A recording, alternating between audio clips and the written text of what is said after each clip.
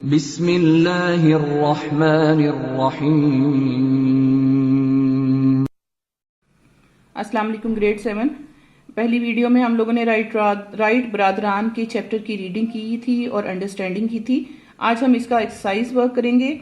ये वो solve syllabus है जो आप लोगों को स्कूल से मिला है। अब आप लोगों ने इसको उसी पैटर्न पर अपनी कॉपी में करना है जैसे हम क्लास वर्क करते हैं। सबसे पहले आप उन्वान वजाहत देके अल्फाज मायनी और जुमले करेंगे। आइए देखें। पंख, पंख का मतलब होता है पर। बरसात के मौसम में मोर अपने पंख फैला लेते हैं।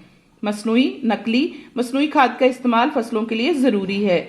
जुनून, दीवानगी, अली को क्रिकेट खेलने का जुनून की हद तक शौक है।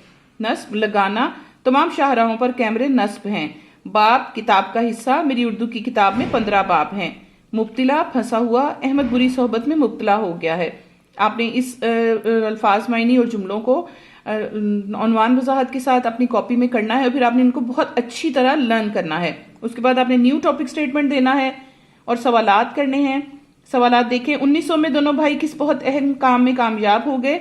जवाब है जी 1900 में दोनों भाई विल्बर राइट और ऑरविल राइट बगैर इंजन वाला एक बड़ा सा ग्लाइडर बनाने में कामयाब हुए। क्वेश्चन नंबर 2, कौन से भाई ने पहले प्रवास की कोशिश की, उसका नतीजा क्या निकला? बड़े भाई विल्बर राइट ने पहले प्रवास की और उसका नतीजा नाकामी की सूरत में निकला। बदकिस्मती से जहाज प्रवास किए बगैर नीचे रेत पर उतर गया। नेक्स्ट है जी, पहली प्रवास कितनी देर हवा में रही और उसने कितना फासला तय किया? पहली प्रवास तकरीबन 12 सेकंड तक हवा में जारी रही और उसने 120 फुट का फासला तय किया। जी गर्ल्स, ये सवालात आपने उन्वान वजाहत के साथ अपनी कॉपी में करने हैं और उनको अच्छी तरह याद करना है। नेक्स्ट है हमारा सलीस उर्दू। आप लोगों को अच्छी तरह पता है कि सलीस उर्दू का पैटर्न क्या है और आप इसको किस तरह करते हैं। इसको भी आपने न्यू टॉपिक स्टेटमेंट के साथ अपनी कॉपी में करना है। पैराग्राफ को डॉटेड फॉर्म में लिखना है। उसके बाद इसके 4 मुश्किल अल्फाज मायने होते हैं। पंख, पर, बेपरवाह, बेफिक्र, प्रवास करना, उड़ना, जुदा, अलग। उसके बाद है उन्वान। उन्वान यानी आपने किस चैप्टर में से ये पैराग्राफ लिया है उसका नाम लिखना है।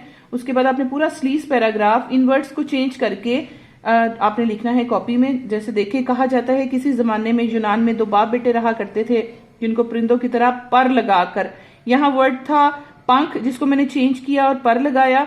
अब आप लोगों ने भी यहाँ पर इसको चेंज करके आगे देखें, लगाकर हवा में उड़ने का बहुत शौक था। बाप का नाम देवदालस, बेटे का नाम अकारवस था।